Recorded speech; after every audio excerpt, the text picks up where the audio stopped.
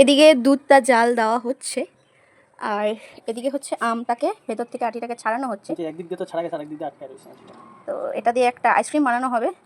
Trending ice cream বলা চলে না, এটা অনেকদিন আগেই মানে বানানো আর কি, কি বলবো আর আগে এটা হয়েছে। তাও ভাবলাম যেহেতু আমি ভিডিও করি তোমাদের সাথে একটু শেয়ার করি কিভাবে কি করছি। তেমন কিছুই করবো না, দুধটা একটু ঘন করে জাল দিয়ে নেবো। আর এদিকে আমটাকে দেখো ও ছাড়িয়ে দিচ্ছে, একটু ছাড়িয়ে দিক। আর এদিকে দুধটা একটু ঘন করে ক্ষীর বানিয়ে নেবো।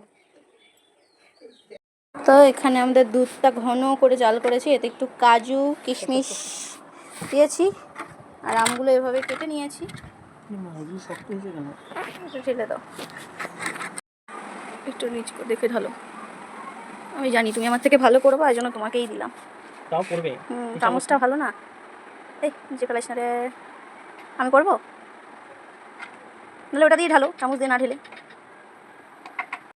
তো আমগুলো আমি 24 ঘন্টা ফ্রিজে রেখে দিয়েছিলাম। আমাদের বাড়িতে যেহেতু ফ্রিজ নেই, তো জেঠি বাড়িতেই রেখেছিলাম আমটা, দেখতেই পারবে।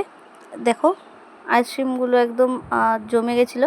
আর এর সাথে ওই যে আরেকটা বানিয়েছিলাম আমের পাল্প আর হচ্ছে দুধ দিয়ে, যেটা খেতে ভালো হয়েছিল।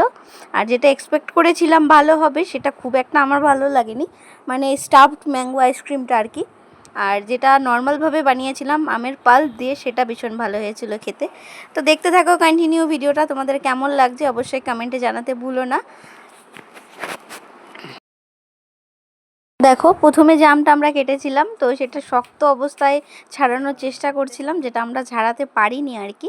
তো সেটা আমরা এমনি নর্মালভাবে খেয়েছিলাম, কিন্তু আমার আমের এই আইসক্রিমটা খুব একটা ভালো লাগেনি, জানি না কেন।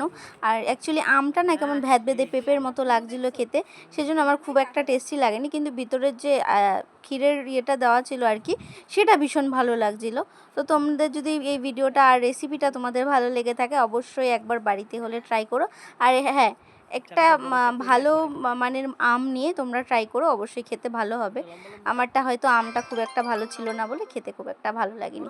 তো যাই হোক, তোমাদের ভিডিওটা কেমন লাগলো অবশ্যই কমেন্টে জানাতে ভুলো না। যদি এখনও অবধি চ্যানেলটা তোমরা সাবস্ক্রাইব না করে থাকো, প্লিজ একটু চ্যানেলটা সাবস্ক্রাইব করো, নোটিফিকেশানটা অন করো।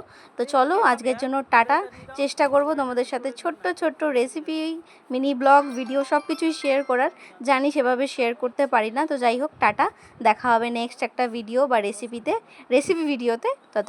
ততক্ষণের জন্য টাটা, সবাই সুস্থ থেকো, ভালো থেকো আর সাবধানে থেকো।